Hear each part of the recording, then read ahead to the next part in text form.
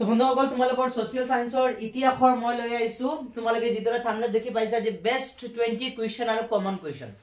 বন্ধুসকল খসাই ইয়াৰ পৰা আহিব ভালদৰে চাই যে এমসিকিউ কেইটা আৰু ডিটেইলি আলোচনা কৰিম গতিকে একদম সহজ হৈ যাব ঠিক আছে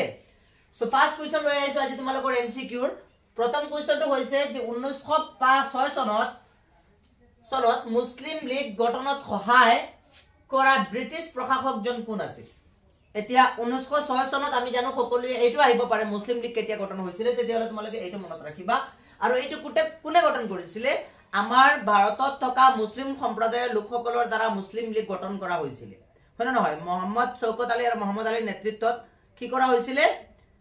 শওকত আলী আৰু মোহাম্মদ আলীৰ নেতৃত্বত এই মুসলিম লীগ গঠন কৰা হৈছিল কিন্তু ইয়াত ব্ৰিটিছ প্ৰশাসক এজনেও সহায় কৰিছিল তেতিয়ালে সেই ব্ৰিটিছ প্ৰশাসকজনৰ নাম কি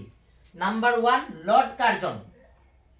এইজন হয়নে লৰ্ড কাৰ্জন আমি জানো তেও কি কৰিছিলে বঙ্গ আসনিখন প্ৰস্তুত কৰিছিলে হয়নে নহয় বঙ্গ মানে বঙ্গ যেখন আছে কলকাতা যেখন আছে সেইখন বিভাজন হ'ব লাগে পাৰ্থক্য হ'ব লাগে তাৰ আসনিখন আনিছিলে লৰ্ড কাৰ্জনে কিন্তু তেওটো মুসলিম লীগ গঠনত সহায় কৰা নাই গতিকে এইজনটো হ'বই নোৱাৰে লৰ্ড মিন্টু হয়নে নহয় চাই লোৱা লৰ্ড ৰিপন লৰ্ড কৰ্ণৱালিছ তো ইয়াৰ শুদ্ধ উত্তৰ হ'ব সহায় কৰিছিলে কোনে লৰ্ড মিন্টুৱে সহায় কৰিছিলে কোনে সহায় কৰিছিলে লৰ্ড মিন্টুৱে ঠিক আছে মনত ৰাখিবা লৰ্ড মিন্টুৱে সহায় কৰিছিলে ইয়াৰ পিছৰ কোৱেশ্চনটো চোৱা একে ধৰণৰে খুদিছে কাৰ এটো হ'ব নোৱাৰে দেই লৰ্ড কাৰ্জন নহয় লৰ্ড মিন্টু কাৰ কাৰ্যকালত বঙ্গ বিভাজন আঁচনিখন কাৰ্যকৰী কৰা হৈছিল কাৰ শাসন কালত সেই সময়ত বঙ্গত কোনে শাসন কৰি আছিল যাৰ শাসন কালত বঙ্গ বিভাজন কি কৰা হৈছে বঙ্গ বিভাজন আসনিখন কাৰ্যকৰী কৰা হৈছিল মানে কাৰ্যকৰী কৰা হৈ গল তেতিয়া হলে তোমালোকে উত্তৰ দিবা লৰ্ড কাৰ্জন বুজি পাইছা এইটো হ'ব তোমালোকৰ লৰ্ড কাৰ্জন যে লৰ্ড কাৰ্জনেহে কি কৰিছিল এইখন কি কৰিছিল কাৰ্যকৰী কৰিছিল বুজি পাইছা বন্ধুসকল একদম ইজি তোমালোকে এই কোৱেশ্চনটো চোৱা এতিয়া ইয়াত কি খুদিছে তোমালোকৰ থাৰ্ড কোৱেশ্চন কৈছে যে ব্ৰিটিছ চৰকাৰে দিল্লীৰ দৰবাৰ পাতি বঙ্গ আসনি বাতিল কৰিছিল মানে বঙ্গ বিভাজনটো তেওঁলোকে প্ৰথমতে কৰিছিল কিন্তু মানুহৰ ইমান হাল্লা ইমান চিঞৰ বাখৰ ইমান আন্দোলন দেখি তেওঁলোকে এটো বাতিল কৰিবলগীয়া হৈছিল আৰু ক'ত দৰবাৰ পাতিছিল দিল্লীত দৰবাৰ পাতিছিল দিল্লীৰ দৰবাৰ কিমান চনত পাতি এইটো আকৌ বঙ্গ বিভাজন আসনিখন ৰোধ কৰিছিল বন্ধ কৰিছিল যে বঙ্গ আৰু বিভাজন হ'ব নালাগে তেতিয়া হলে কিমান চনত এইটো জানো আমি কিমান চনত 1911 চনৰ 12 ডিসেম্বৰ তাৰিখে মনত ৰাখিবা 1911 চনৰ 12 ডিসেম্বৰ তাৰিখে কি কৰা হৈছিল আকৌ বঙ্গ বিভাজন আসনিখন ৰোধ কৰিবলগীয়া হল বন্ধ কৰিবলগীয়া হল ইয়াৰ পিছত চোৱা ৰামকৃষ্ণ মিছনৰ প্ৰতিষ্ঠাতা আছিল এইটো বিৰাট ইম্পৰ্টেন্ট কোৱেশ্চন ৰামকৃষ্ণ মিছন এইটো এটা মিছন আছিল এইটো পাতিছিল কোনে বিবেকানন্দই গতিকে স্বামী বিবেকানন্দই কি কৰিছিল ৰামকৃষ্ণ মিছন প্ৰতিষ্ঠা কৰিছিল এইটো মনত ৰাখিবা ৰামকৃষ্ণ মিছনৰ প্ৰতিষ্ঠাপক কোন এইটো বিৰাট ইম্পৰ্টেন্ট আহিব বুলি ভাবিয়ে লোৱা নেকি মুক্ত লাগিছে বহুত ইম্পৰ্টেন্ট আছে গতিকে চাই লবা ৰামকৃষ্ণ মিছনৰ প্ৰতিষ্ঠাপক আছিল স্বামী বিবেকানন্দ ঠিক আছে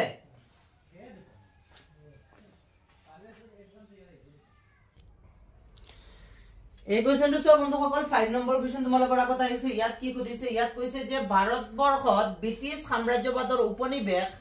স্থাপন হোৱাৰ পাছত কি ইষ্ট ইন্ডিয়া কোম্পানীৰ তিনিটা ঘাই শাসন কেন্দ্ৰত পৰিণত হৈছিল মানে যেতিয়া আমাৰ ইয়াত তেওঁলোকে সাম্ৰাজ্যবাদ প্ৰতিষ্ঠা কৰিছিল সম্পূৰ্ণ আমাৰ ইয়াত তেওঁলোকৰ ইষ্ট ইন্ডিয়া কোম্পানীয়ে জাপি ধৰিছিল তেতিয়া কোন তিনিটা ৰাজ্যৰ কথা কৈছে কোন তিনিটা ৰাজ্য বা কোন তিনিটা ঠাই একেবাৰে কি হৈছিল ব্ৰিটিছৰ শাসনৰ আণ্ডাৰলৈ গৈছিল কোন তিনিটা ঠাই তেতিয়া হলে আমি গম পাম যে কোন তিনিটা ঠাই এটো হ'ব দিল্লী মুম্বাই মাদ্ৰাজ হয় নে কলিকতা মুম্বাই মাদ্ৰাজ হয় নে কলিকতা গোৱা আৰু মাদ্ৰাজ নে কলিকতা পুনে আৰু মাদ্ৰাজ মনত ৰাখিবা এটো হ'ব তোমালোকৰ কলিকতা মুম্বাই আৰু মাদ্ৰাজ যেতিয়া ইষ্ট ইন্ডিয়া কোম্পানী আমাৰ ইয়াত আহিছে শাসন কৰাৰ লগে লগে তেওঁলোকে কি কৰিছিল সাম্ৰাজ্যবাদ প্ৰথমতে প্ৰতিষ্ঠা কৰিছিল ক'ত কলিকতা মুম্বাই আৰু মাদ্ৰাজ এই তিনিখন ঠাই একেবাৰে তেওঁলোকৰ আণ্ডাৰলৈ গল বুজি পাইছা মানে এতিয়া তেওঁলোকে ইয়াত শাসন কৰিব গুটেইখিনি ইয়াৰ দেখা বুৱা কৰা সকলো আৰু চাবলৈ গলে সেইটো সময় এই তিনিটাই চহৰ কি আছিল বিখ্যাত আছিল পপুলাৰ আছিল এই তিনিটা লৈছে মানে কি প্ৰায় ভাগেই তেওঁলোকে লৈছে বুলি ক'ব পাৰি আমি হয়নে নহয় গতিকে এইখিনি মনত ৰাখিবা মানে মেইন তিনিটা ঠাই আমাৰ ইণ্ডিয়াৰ মেইন তিনিটা ঠাই কলিকতা আমি জানো আটাইতকৈ কি হয় ইমান এটা ভাল ডাঙৰ চহৰ আছিল সেইটো সময়ত যত নেকি ইষ্ট ইণ্ডিয়া কোম্পানী আহি প্ৰথমতে থিতাপি লৈছিল সেইটো ঠাই ইয়াৰ পিছত মুম্বাই তো আমি সকলোৱে গম পাও আগতে মুম্বাই বুলি কোৱা আছিল সেইকাৰণে মুম্বাই লিখা আছে আৰু মাদ্ৰাজ এইকেইটা তো আমি গমেই পাও হয়নে নহয় ইয়াৰ পিছত চোৱা 6 নম্বৰ কোৱেশ্চনটো আছে বংগভংগৰ ফলশ্ৰুতিত অসমৰ ৰাজধানী দেশৰ পৰা ঢাকালৈ স্থানান্তৰিত হৈছিল এতিয়া বংগভংগৰ সময়ছোৱাত আমাৰ যেটো অসমৰ ৰাজধানী কৰ পৰা কলৈ স্থানান্তৰিত হৈছিল বুজি পাইছা ঢাকালৈ স্থানান্তৰিত হৈছিল তেতিয়ালে আগতে কি আছিল আগতে আছিল আমাৰ ৰাজধানী কি কোৱাচোন কলিকতাৰ পৰা নে গুৱাহাটীৰ পৰা নে হেৰিৰ পৰা কোৱাচোন এইটো সৰি এটা এইটো হ'ব শিলঙৰ পৰা সৰি ইয়াত মই মানে এটাও নহয় লিখি দিছো ভুল শিলঙৰ পৰা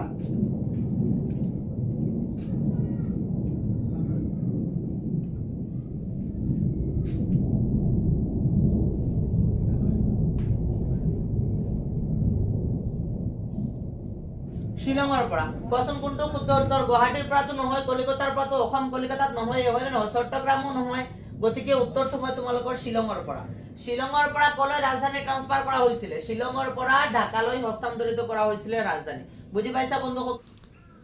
এতিয়া সব বন্ধুসকল ইয়াত 7 নম্বৰ কোৱেশ্চনটো আহিছে তোমালোকৰ আগত যে স্বদেশী আন্দোলনৰ সময়ছোৱাত যুগান্তৰ সংবাদপত্ৰখন সম্পাদনা কোনে কৰিছিল স্বদেশী আন্দোলনৰ সময়ছোৱাত যুগান্তৰ নামৰ এখন সংবাদপত্ৰ প্ৰকাশ পাইছিল সেইখন কোনে লিখিছিল ঠিক আছে বহুত ইম্পৰ্টেন্ট এইখন কোনে লিখিছিল কোৱা তোমালোকে এইটো মানে কি কম আৰু ইম্পৰ্টেন্টৰ ওপৰত ইম্পৰ্টেন্ট এই কেটা যি কোৱেশ্চন আহিছে টপ 20 কোৱেশ্চন মানে তোমালোকৰ ইয়াৰ পৰাই পৰীক্ষা আহিব নিশ্চিত হৈ যায় ইয়াৰ পৰাই আহিব গতিকে ইয়াত উত্তৰটো হ'ব তোমালোকৰ ভূপেন্দ্ৰ নাথ দত্ত বুজি পাইছা এইটো যুগান্তৰ নামৰ সংবাদপত্ৰখন কোনে লিখিছিল ভূপেন্দ্ৰ নাথ দত্তই ঠিক আছে নেক্সট কোৱেশ্চন আগবাঢ়ো নেক্সট কোৱেশ্চন হৈছে কোন গৰাকী ব্ৰিটিছ ভাইসৰয়ৰ শাসন কালটো ভাৰতবৰ্ষৰ মুছলমান সাম্প্ৰদায়িক ৰাজনীতিৰ বীজ সিঁচাৰ যুগ বোলা হয় মানে কি মানে কোনজন ব্ৰিটিছৰ শাসন কালত এনেকুৱা কোৱা হৈছে যে হিন্দু আৰু মুছলমানৰ মাজত এটা সাম্প্ৰদায়িক মানে হিংসাত্মক মানে কাজিয়া লগাবলৈ যেটো বীজ ৰোপণ কৰিছিল সেইটো কোনজনৰ শাসন কালত হৈছিল মানে হিন্দু আৰু মুছলমানক কাজিয়া কৰোৱা ঠিক আছে সাম্প্ৰদায়িকতাৰ বীজ মানে মুছলমানক কই গৈ যে এই তোমালোকে হিন্দু বিলাকে তোমালোকক বাৰ বাৰ ডমিনেট কৰি আছে তোমালোকক এইটো কৰে সেইটো কৰে শাস্তি দিয়ে গতিকে তোমালোকে হিন্দু বিলাকক মাৰা কাটা এনেকুৱা কয় আকৌ হিন্দু বিলাকক গৈ কয় এই মুছলমান দুই চাৰিটা তোমালোকৰ ওপৰত শাসন কৰি আছে বাৰ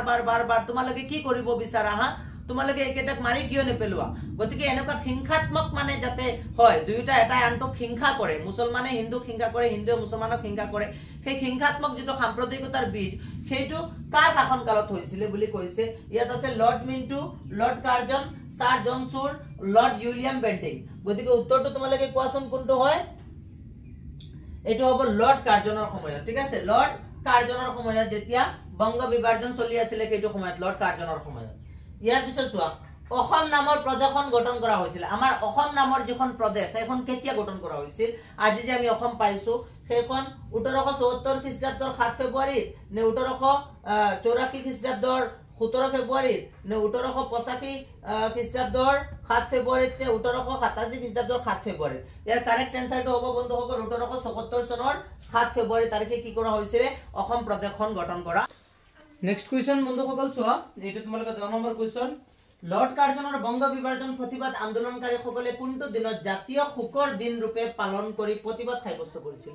জাতীয় হকে শোকৰ দিন শোক দিৱস যে কয় যে এই শোক দিৱস জাতীয় শোক দিৱস কিমান তাৰিখে পালন কৰা হয় এতিয়াও পালন কৰা হয় আৰু সেইটো প্ৰথমতে কোন দিনা কৰা হৈছিল বংগ বিভাজনৰ প্ৰতিবাদ স্বৰূপে যেহেতু এটো কৰা হৈছিল বংগ বিভাজন বন্ধ কৰিব লাগে সেই কাৰণে জাতীয় শোক দিৱস পালন কৰা হৈছিল সেইটো প্ৰথম দিন আছিল কিমান 1905 চনৰ 16 অক্টোবৰ তাৰিখ মনত ৰাখিবা 1905 চনৰ 16 অক্টোবৰ এতিয়া 16 প্ৰত্যেক বছৰে 16 অক্টোবৰ দিনা শোক দিৱস হিচাপে পালন কৰা হয় গোটেই ভাৰতত ঠিক আছে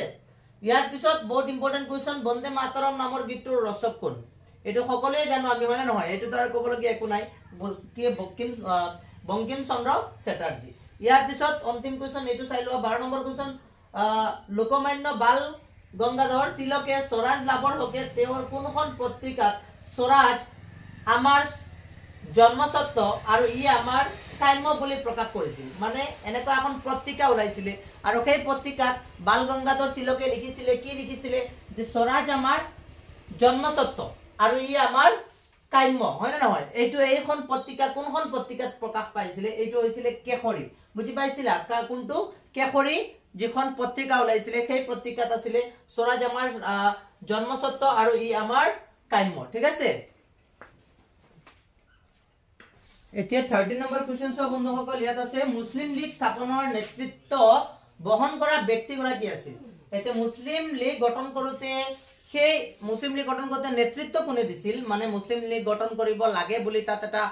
হেৰি থাকে নেতৃত্ব দিবলগীয়া হয় যিকোনো এজন ব্যক্তিক সভাপতি বনোৱা হয় তেতিয়া হলে কি সভাপতি গৰাকী কোন আছিল যিয়ে মুসলিম লীগ গঠনত কি কৰিছিল মানে প্ৰমুখ নেতৃত্ব প্ৰদান কৰিছিল তেতিয়া হলে কেজন কোন হ'ব কোৱাচোন নবাব সলিমুল্লাহ কোন হ'ব নবাব সলিমুল্লাহ আছিল ইয়াৰ পিছত সব কোৱেশ্চনটো স্বদেশী আন্দোলনৰ সশস্ত্ৰ বিপ্লৱৰ বাণী প্ৰচাৰ কৰা বাংলাদেশৰ প্ৰথম গৰাকী ব্যক্তি কোন আছিল বাংলাদেশৰ পৰা এজন ব্যক্তিয়ে কি কৰিছিল সশস্ত্ৰ বিপ্লৱৰ বাণী প্ৰচাৰ কৰিছিল কেজন কোন আছিল নবাব সলিমুল্লাহ মোহাম্মদ আলী জিন্না নে বাৰিন্দ্ৰ কুমাৰ ঘোষ নে ৰজনীকান্ত সেন এইটো হ'ব বাৰিন্দ্ৰ কুমাৰ